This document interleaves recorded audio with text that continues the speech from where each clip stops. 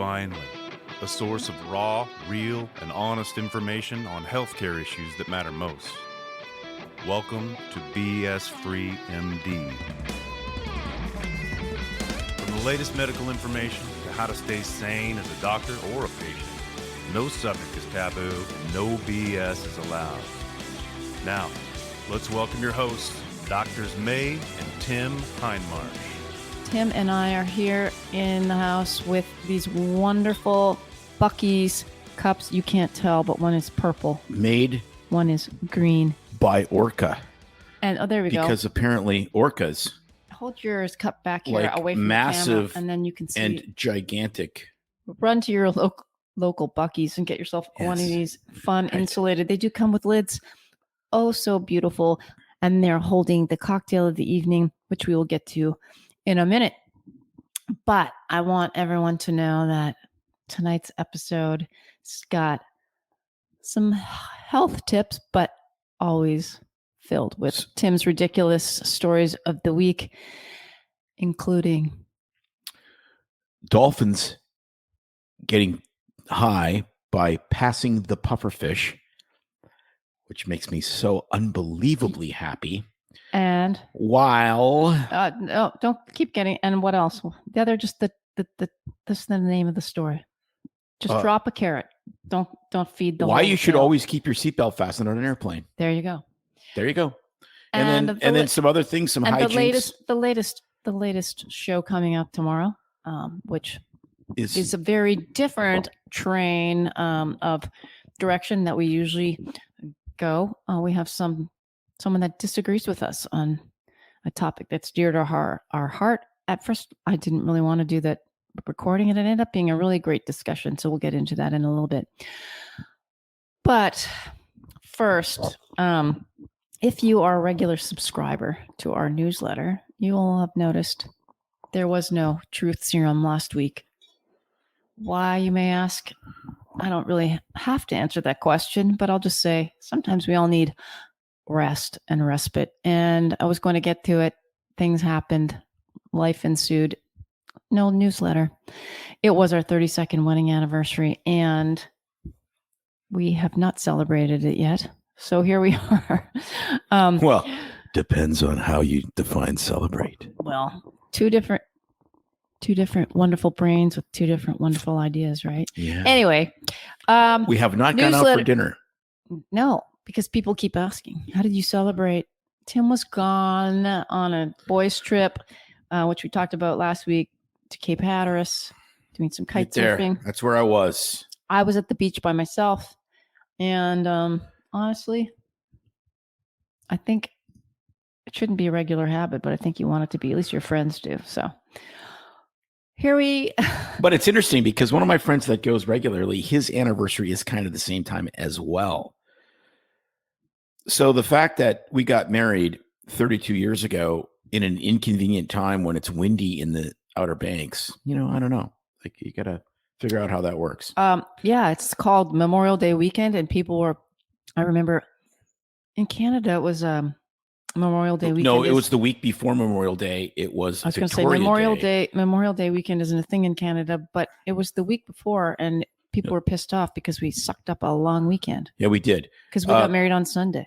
Yeah, correct. We got married on Sunday of Victoria Day is Monday, the next day. And because every Commonwealth country celebrates Victoria Day, honoring Queen Victoria, because everyone needs a holiday for a morbidly obese monarch. Well, in Canada, they make long weekends every month of the year. Did you know that? No, they don't. Yes, they make long weekends for every month in the summer because the summer is 15 minutes long. I believe there's a long weekend in every month of the year. No, there could be. I'm going to look that up. Well, you're lazy, eh? Meanwhile, that cup is very difficult to drink out of. You just have to grip it. No, it's not about the gripping. It's about the sipping. It has a very thick rim. So if you have a small mouth like me, I might spill it on my face. If you have a big mouth, it's easy to drink out of. Look at me censoring myself in real time. Canadian long weekends. All right, let's get on. All right. I've just got to prove you You're going to prove me wrong?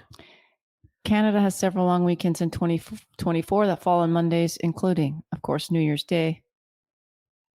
January. I guess February they don't have one. Nope. Hmm. In the summer, there was but they no... do in March Yeah. because it's Good Friday weekend. In April, it's Easter Monday. In May, it's Victoria Day. June, Yeah, but... Saint John Baptiste Day. Yeah, that's some only. French bullshit. So who Canada cares? Day in July, of course. And then August, they made up one civic holiday because Because they it's needed August. a long weekend in the summer. And it's a frozen hellscape most of the year, and you need to be able to get out when it's not freezing. So they made up it's generically civic holiday, but in each province it's different. Like there's Family Day. Like what else is there? No, I think it's Family Day in Alberta and Saskatchewan. I think Family Day. Yeah, I don't know what they call it. And then they have the others. Labor In Day, British Columbia, it's Thanksgiving. LGBTQ Spirit AII Family Day. What's the National Day for Truth and Reconciliation? Some Canadians that are watching this will have to let us know. I think that has to do with the Indian. I'm sorry, Native. They're not Native Americans. They're Native Canadians.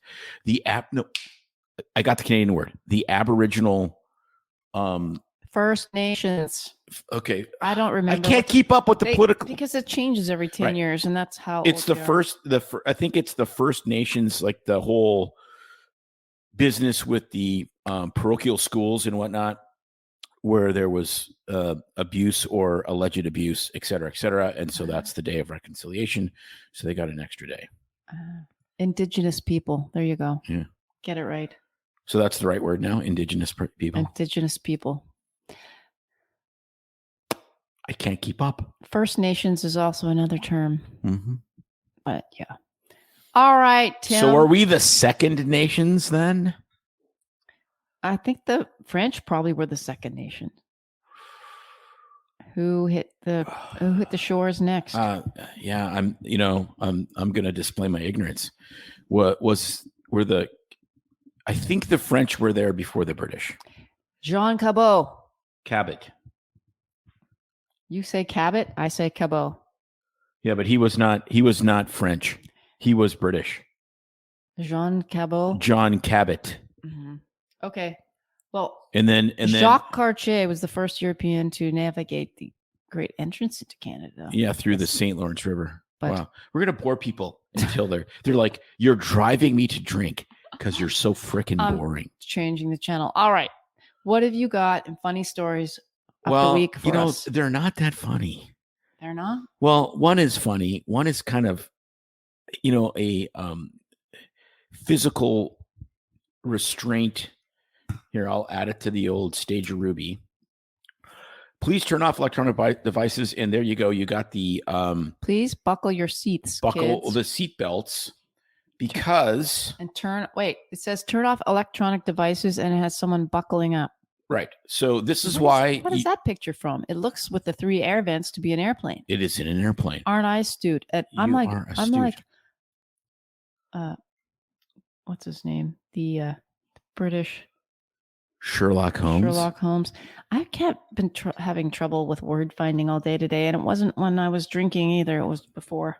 Maybe you weren't drinking enough. No, it's maybe that sometimes is the problem. Need to sleep better. Anyway, if not drinking is the problem, maybe it's I don't know. Okay. So what's happening on the airplane now that we're showing us a slide of? Oh, that's different. All right. So what happened was there was a flight, I think, from Singapore to London or vice versa. And the aircraft lost 6,000 feet in 5 minutes. Okay. So 6,000 feet in 5 minutes is... Sounds like a hell ride in Disney. Yeah, it would be a hell ride in Disney because you would be dropping at, I would assume, about 70 miles an hour down. Okay. But you got to think of this. If you're sitting in an aircraft and you aren't seat belted in and the plane drops 100 feet, just like in an air pocket, like just goes ka-chunk down 100 feet, right? That's the same if you're standing in the aisle as jumping off of a 100-foot building and being thrown into the ceiling of the aircraft. And so there was pictures from this where the luggage containers were like all indented from like this guy's head that died because he got thrown into the.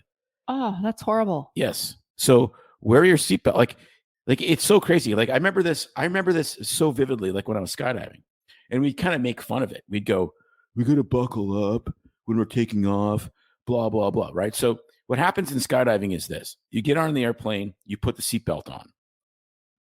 And then as soon as you're at altitude where you can exit the aircraft safely, you immediately take it off.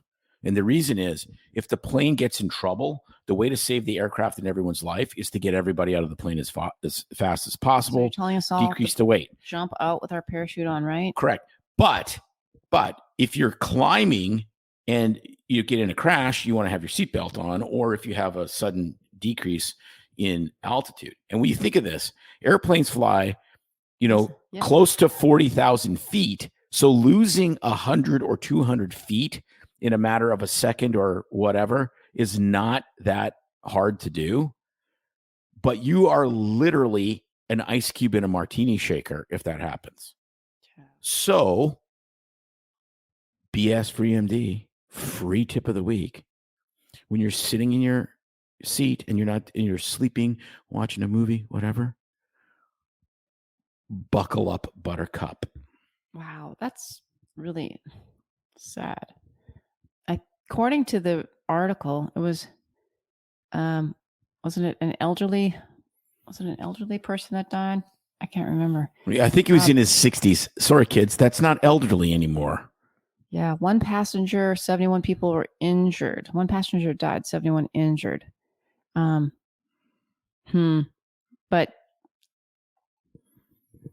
yeah, that would be horrible.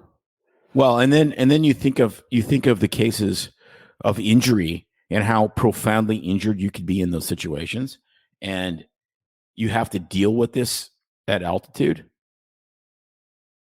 No kidding. And you have to, there's no medical personnel. There's virtually, if I'm the medical personnel, I'm probably 3 gin and tonics deep, so I'm not really medical personnel. Of course you are. And then you have nothing to do.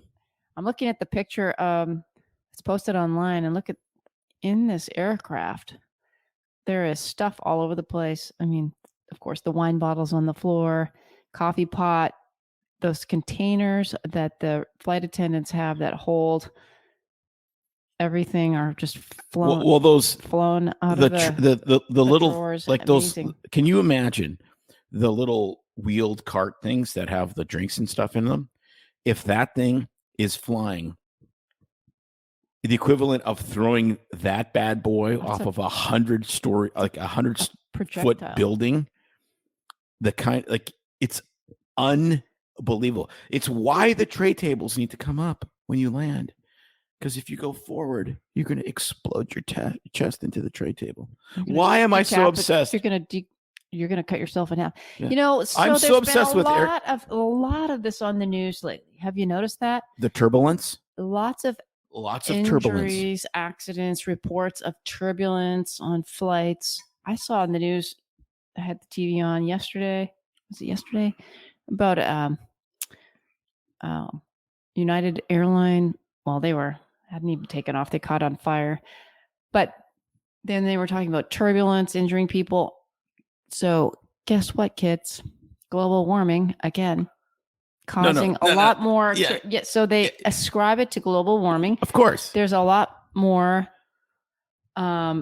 episodes of planes and reported injuries with turbulence because of air pockets. And I must say, we've been on a lot of flights recently, and I've had to freaking, I would say I'm always buckled up, but there's always turbulence on every flight I fly now, it seems. Yeah, and on my birthday, she's even more sorry.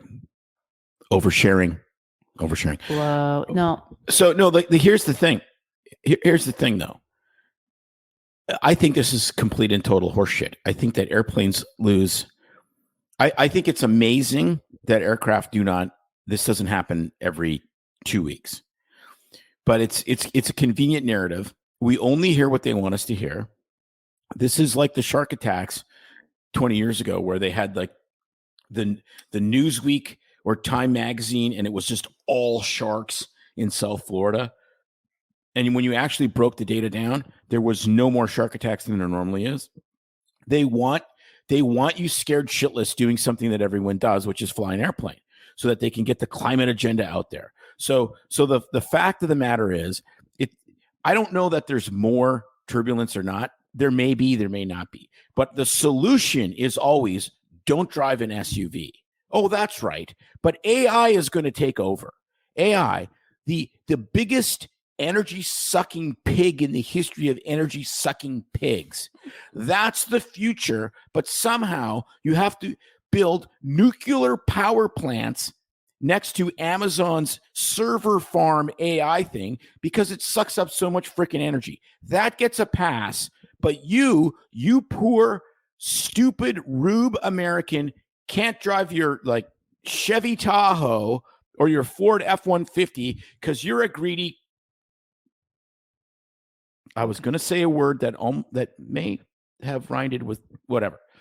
You can't do that. You can't do that because that's bad. But that's China can build a coal plant every 2 weeks and like puke God knows what into the air. Well, and that's fine. But you got to do your part. Yeah, my part is ranting and telling these guys that they're full of crap. Yeah. That's my part. So if you look it up, it says a study published.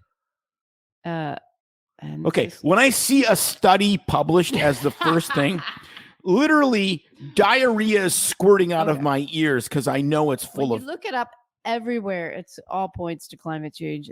And listen to this. Okay, when it all points to climate change, you know by definition it's horse shit. I know, but I just gotta feed the beast. A study published last year found evidence of large increases in clear air turbulence between 1979 and 2020. In some locations, severe turbulence increased by as much as 55%, worsening. 1979? Mm-hmm. When staying alive, Yep. Are you freaking kidding me? Nope, I am not. And plus, how can you tell anything about climate change, which is supposed to be 13 billion years old, by like a not even a 40-year-old study or 50-year-old study? It'd be a 45-year-old study. It's like, like seriously, they're lying. You're being manipulated. It's complete horse shit. Listen to our show, pour a drink, and wear your freaking seatbelt. Look at that. I have solved so. I might have just saved your life. Apparently, because they tag birds and follow the migration of birds, this all relates back to biology. Get this. Meteorologists are seeking help through birds forecasting winds and turbulence, and animal movements help us determine the strength of thermal updrafts. Yeah, for real. And it follows their So flights. did they put a tracker, like an RFID chip in the bird or something? Like, how do they know? Well, we know that they do that because biologists follow birds' migration north and south all the time. And so they've actually studied how birds respond to turbulence, and with tagging them. So, yeah. So recently they've actually noticed increases in that as well. So it's not just reports on airlines. Yeah. They put the chip in the bird's cloaca. And if you don't know what a cloaca is, well, they don't put it in its ear like a cow because they don't have one. So, well, they have ears. They just don't have an auricle. Anyway, next time we encounter turbulence, remember to put a lid on your cocktail. But no, and buckle up. Tim doesn't need to put a lid on his cocktail because A, they don't provide lids, and B, they don't last that long. He's drank it already. Understood. All right, story. Moving along. Story, to quote the Canadians, number 2. Dolphins pass pufferfish around because apparently it gets them high. So the most What gets them high? Passing the pufferfish? no. The pufferfish get them high? Okay, do you know what toxin pufferfish make? Yeah, it's a tetrodotoxin. I love you so much. That is turning You just me like my on. brain I do. Right, exactly. and the other two large things on my body. Yeah, correct. So tetrodotoxin is the most, I believe, the most potent neurotoxin, like ounce for ounce, molecule for molecule, of any toxin to humanity. Right. So there was a great Simpson episode. More than botulinum snakes. toxin. Botulinum toxin is very close. So tetrodotoxin is amazing because like they had the Simpsons episode where they were going to eat the pufferfish. Yes, I remember that one. Yeah. Okay. So if it's on the Simpsons, you know it's true.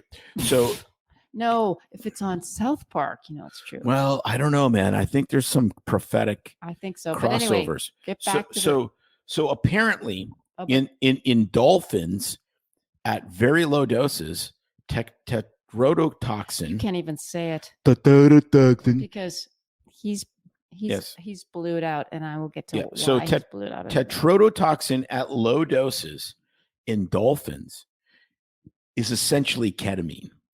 It's a hallucinogen. So they have witnessed really? these. Yes. So the it's dolphin. It's totally like a ketamine trip. Correct. So what happens is the dolphins pass the pufferfish around. No, there's video of this. Literally. It's like it's a freaking blunt.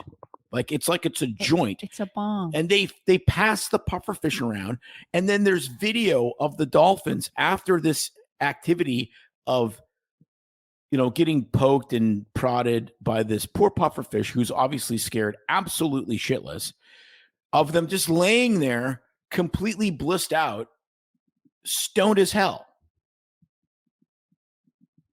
The dolphins laying there. Well, they got to have the blowhole out or whatever, and they're like literally like in this state of euphoria because they got pufferfished.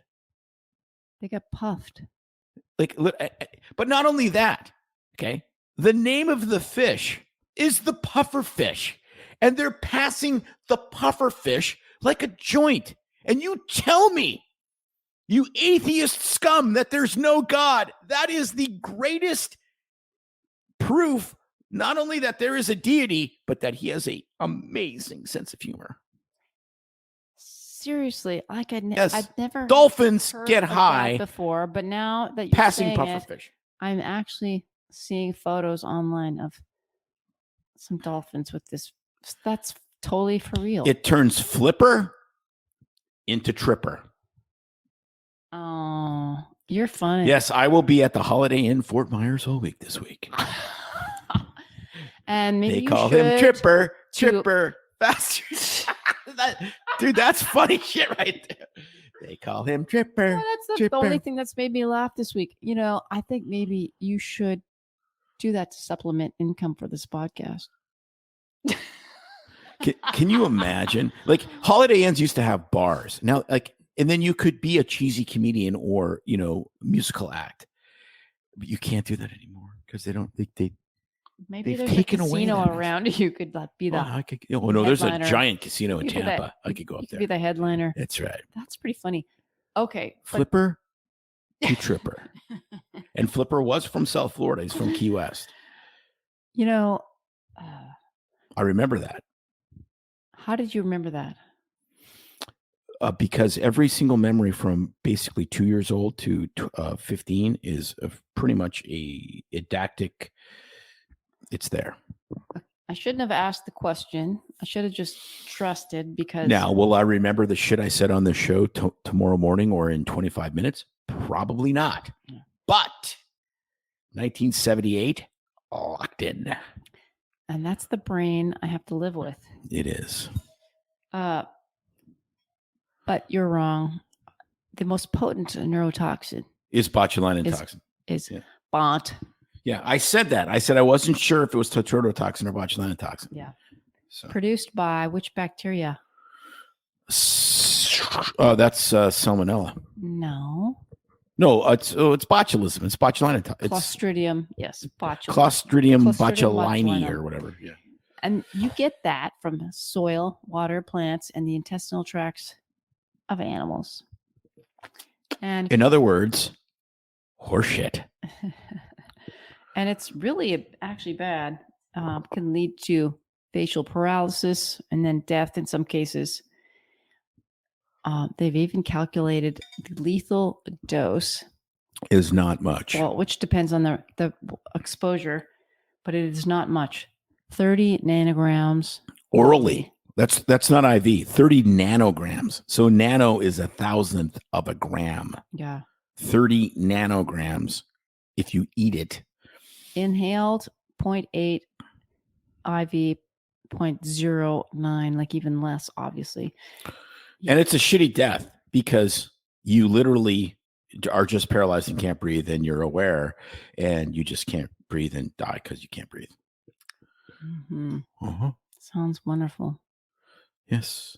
Clostridium is amazing because there's a lot of, like there's, C. diff, Clostridium difficile, that you get an overgrowth in your gut and tries to kill you.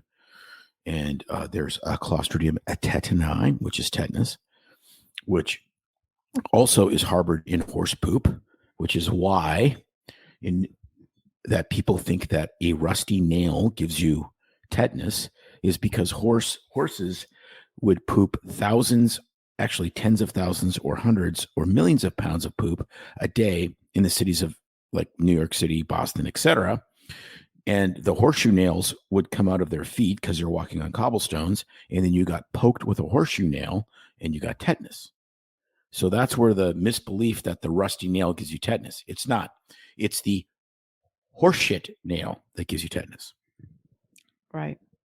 Which is fascinating. So since we were talking about botulinum toxin, which is Botox. It's Botox. Which I clearly have not had. So isn't it fascinating that we haven't heard of anybody being killed by Botox yet? I wonder how much Botox you'd have to get. I'd have to look that up to die. Yeah, the problem is I think it'd be really easy to figure out that you got poisoned by Botox because it's an awful death. It's paralysis. You can't breathe.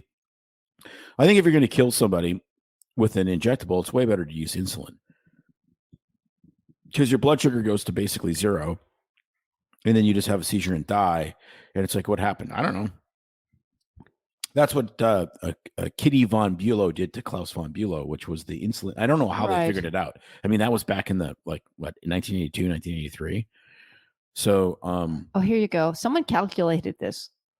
This is stuff that's fun to figure out because it's a toxin, a neurotoxin, and everybody's freaked out. I just think of people giving. I saw somebody that got way too much lidocaine one time, and you can give lethal doses of lidocaine for numbing up lacerations. But but that you got to try really hard. Try really hard. I'm side bunny trail. I was helping my sister learn how to suture when I was up in Canada. We were having fun. I think I posted some pictures, and we were suturing chicken breasts because that was all we could find. But she was told not to give more than how many cc's to numb up the patient. It was like one syringe, so 10 cc's per wound. And I'm like, no, it doesn't matter. Girlfriend, you ain't gonna provide adequate enough pain relief for someone if you only give. Well, it depends how big the wound is, right? I mean, it's exceedingly unusual. But you could give a lot. If you use 1% instead of 2% lidocaine, then you have That's boring people to details. The thing was that I told her the dose is massive that you could inject to give somebody to numb up wounds with local anesthetic. I mean, remember that there's somebody with some deep gash that I was learning how to suture on when I was a resident, and it was like a leg wound, and I just kept pouring it in there. I mean, nothing happened. But for Botox, there is a timeout. So if you're going in and you're getting your wrinkles released, and I think this might reach the maximum calculated No, dose. like if I went in and I said I want like my forehead and my eye wrinkles reduced, Okay. they would just look at you and they go, "You're gonna die." So here's the dose. Are you ready? Yep. Most people, I wouldn't say most, but commonly to get your forehead, crow's feet done, it's about 20 units. Okay. You can do a little around here. I haven't done that Botox thing for about a year and a half. As you can tell. See, look at that.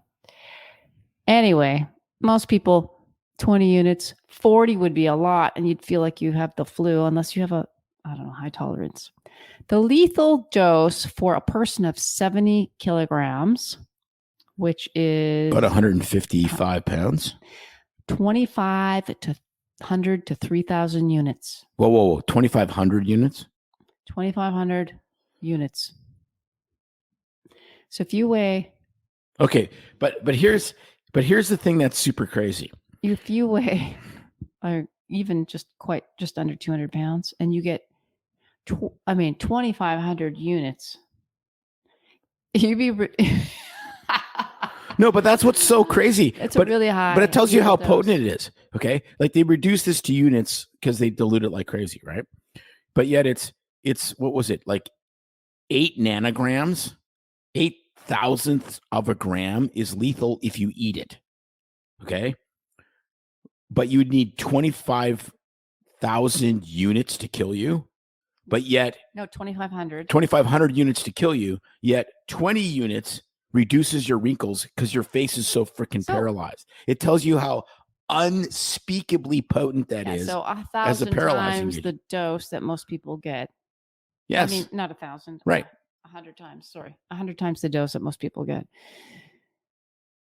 No, that is so nuts how toxic that is. Like, it's so completely crazy. Like, when you think of that, like when you think of milligram per milligram, how toxic that is, like that is. It's like, and what do we use it for? Vanity. It's like, holy moly. Quite frightening. You know, it is. Like, yes. But again, it proves Paracelsus correct, ancient French physician. The difference between the poison and the cure is the dose. Speaking of poisons and cures, what are we drinking? Well, I'm going to finish that back. This is a now empty special bottle that I Well, we did make drinks for the neighbors from Total Wine, but it is something from Florida, of course. Harry Blues, that's BLU, vodka, crafted in Miami. And cute bottle, little square, head smasher right there. It's a weapon. But this is from the finest grains. You said blues, not balls, correct? Harry Blue, BLU. Okay. This is the Swamp edition. There's a regular edition. And what makes it the Swamp edition? The distiller is Harry Bluestein. I looked, there's a regular edition, a Swamp edition. I can't remember. It was the same price. It was supposed to be, I don't know, a little more exotic. It didn't say. I just grabbed it because I thought if it's Swamp edition, it's right up your alley. It is. Because I have my Come and Go Liquors. There you go. Collared shirt on from Real Kiteboarding, which is a store in Waves, North Carolina. Like, there's literally a place called Waves. Well, you should live there. All right. Moving along, I found a fun tidbit of news information for you that now, if you want to have cleaner gum health, that you should be using matcha extract mouthwash to fight gum disease causing bacteria. So not only are you going to Starbucks now to drink your matcha green tea, you're going to swish it around in your mouth to prevent periodontal disease. Right. And your teeth are green. Your teeth are green, but your gums are delicious. So not the sugary matchas that you get there. But yeah, matcha they did some study, I say it again, studies, it as a mouthwash could actually reduce the amount of bacteria that causes periodontitis. It actually does a lot for your health. Matcha is known to impact cardiovascular health. It's also good for cognition. preventing cancer, preventing diabetes, and autoimmune uveitis, I think. Yeah. Yeah. But you have to get the pure form of Japanese matcha. Make sure that it isn't concocted with a lot of other fillers, cheap ingredients. So check what your matcha. So matcha you can actually mix. So it's basically a green tea extract. People drink it as a tea. They mix it sometimes with every time I hear multiple claims from the next thing, it's weed cures cancer. I put it in the weed cures cancer column. Think about it. It's like weed cures everything. Weed cures cancer. It's a naturally occurring plant. Okay. And like other plants and herbs in the world, like aspirin, for instance, digitalis plant. Like not like aspirin hasn't killed anybody. But it also has some beneficial properties. Okay. Right. But it could do this and it could do that. And it could cause a monkey to fly out of your ass too. So, this is where as much as they found that there's properties in there that kill bacteria. Yes, it's probably good in your mouth. I get that. But I just, my bullshitometer starts redlining when I'm yeah, I'm not gonna it's just use it as a mouthwash. No, thank you. I will just stick to my regular Tom's brand. Yes. That's kind of reminiscent. If cat shit worked to prevent stop. I have toxoplasmosis. But my teeth are, they're not minty fresh, but my gums unbelievably healthy. There's lots of people, I should say, that do that oil pulling. Do you know what that is? Oil pulling? Oil pulling. So I assume if you do it a whole bunch of times, you go blind. But other than that, I have no idea. No, you put coconut oil extract, a teaspoonful in your mouth, and you're supposed to swish it around for about a minute.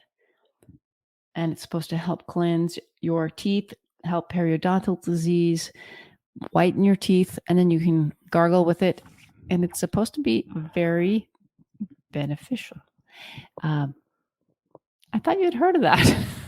No, and then there's like cleansing enemas, and there's good for your dental health, your fresh breath. It kills microbes. No, you're not buying it. Clearly, I need to get you some. No, I honestly, maybe, and this is where I'm with BioLane, which is like some of the stuff just has to be really studied because it's like, there's a potential that it whatever. Well, it doesn't mean anything, right? Like it's like exercise. Exercise raises your blood pressure. It raises your heartbeat. It raises your cortisol. It raises all your stress hormones in the short term. In the long term, it's wildly beneficial.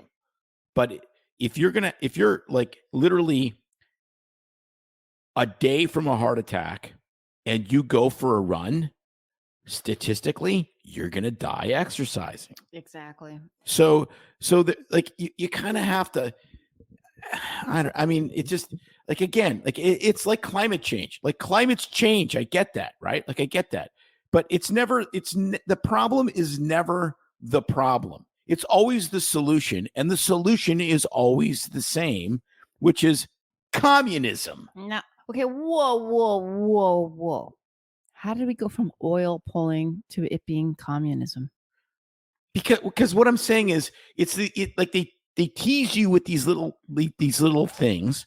And then I'm not saying oil pull is communism. I'm saying the climate change solution is always communism, right? It's like, give the elites more power. Oh, and what have you fucked up lately? I don't know. Everything. Okay. How does that go? Well, so then you give these little nuggets of truth, right? Well, the matcha might kill bacteria, it might whatever. Well, I don't know that you want to kill bacteria in your mouth. Maybe your mouth is part of your microbiome, because clearly it is. Maybe what you want in your mouth is the best bacteria. And that's the point. Like, you don't know. So it kills bacteria, and maybe your gums are a little bit less inflamed. But maybe you want your gums slightly chronically inflamed because that seeds your microbiome, which makes you less of a dipshit. I don't know. Somehow I don't think that. Well, no, but that's the point.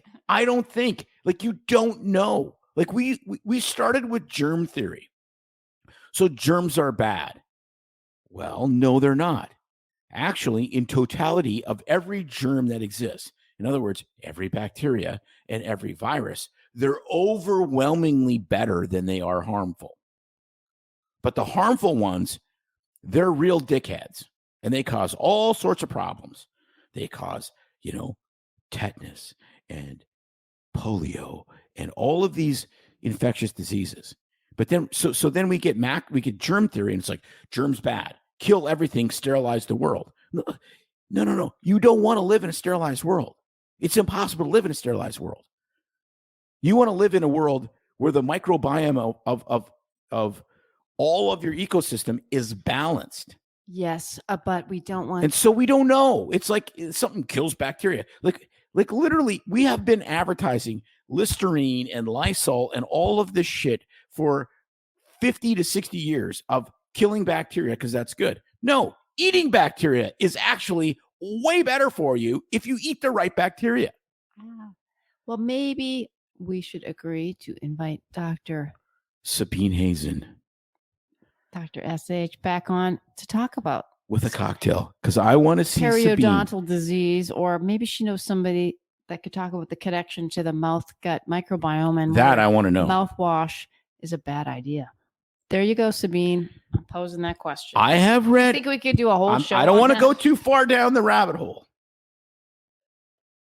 but I have read. Clearly, where certain you think mouthwash is a bad idea. Sexual proclivities that require your mouth actually enhance your microbiome. Oh my gosh. You have read that where? In Playboy Well, magazine? studies say. In Playboy. All right. Studies say. We are done with this topic. Big T out. And little T. It wasn't. All right. Men. It was women. Oh my gosh. Okay. I'm just saying, I didn't say anything bad. I can still go to Bible study next week and they can go. No, I don't think you can. Go back to work and make some money. And stop talking. I don't know if I want to be friends with What's you. on the podcast tomorrow? Jonathan Howard, a very gracious person, a Yes, very nice man who in 100% totally disagrees with us with regards to the bovid vaccine. I didn't say it. Completely disagrees. And this was an interesting experience because basically what it was is let's learn to listen to people that disagree with us. We didn't get into your study sucks, my study's good, beating the hell out of each other with studies or whatever. We just tried to have a dialogue, and we did. And it was actually really fun. And I think he respected us for who we are, and we totally respected him for who he is. And, we need way more of that if we're going to save the country. You have to be willing to listen to the other side, to be gracious, to listen first, to speak last, and to understand that sometimes you just agree to disagree, and that's completely, totally fine. So tomorrow is different. It is a different one. But it turned out really well. I was really proud of what we did. And I mean. Yeah. And, I just throw that back at him and say, thank you so much for being also, gracious, respectful. When you have adults having a conversation, then you get to hear what it was like. We disagreed. Can you imagine? Nobody freaked out. We were like, and this goes to the whole thing of, when you talk to somebody face to face, albeit, we're not in person because it is via video camera, you can have a dialogue where you disagree and treat the other person with respect, and it's all wonderful. Although, if you go to Facebook, Instagram, Twitter, and you get into a little fight, That's right, because you're not talking to anybody except then words on a page, and you get into a Twitter fight. I love that. And you know what? I've been so guilty of doing that. You are the Standing stupidest up for doctor my in the cause. world, and you should not have a license. That's my personal favorite. I'm like, really? I've done this. I have completely changed. You know what? When I was a dipshit doctor, a little tiny baby doctor working like 2 years into my career, I 100% agreed with you. And then I saw 5,000 patients a year for 32 years, and now I disagree with you. So who do you want to trust? Seriously, like some guy that like just hears the narrative and reproduces it, or somebody that's actually seen a gajillion patients and changed their mind? Who's more honest? And I'm going to say that our discussion was much more civilized than what you see on the news channels where people are talking politics and disagree. I think that's all for no, show. that's all theater. Anyway, like if you think Rachel Maddow or Sean Hannity is an honest broker of the truth, it's an act. I'm thinking of more. It's theater. Other shows. Anyway.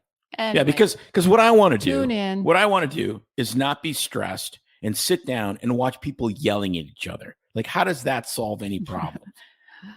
All right, so tune in tomorrow.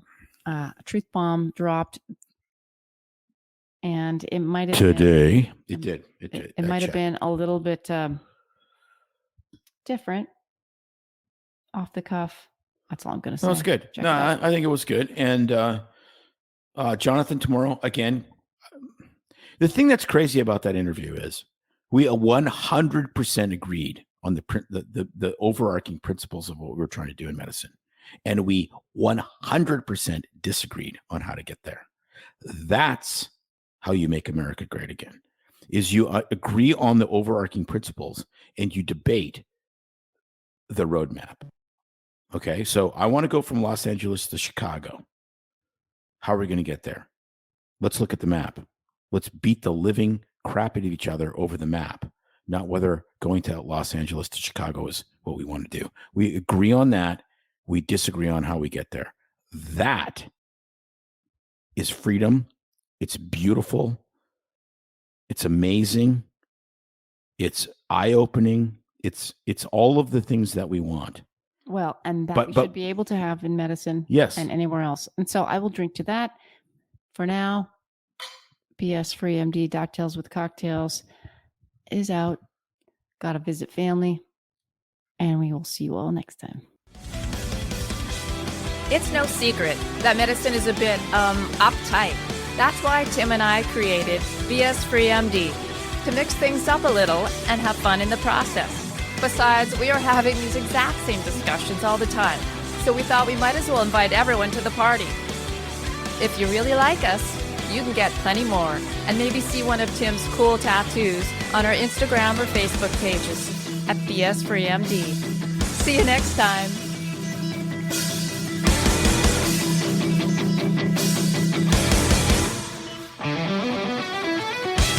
While we try to keep BS Free MD as raw and real as possible, we can't be held responsible for any medical decisions or discussions had as a result of what you've heard on the show.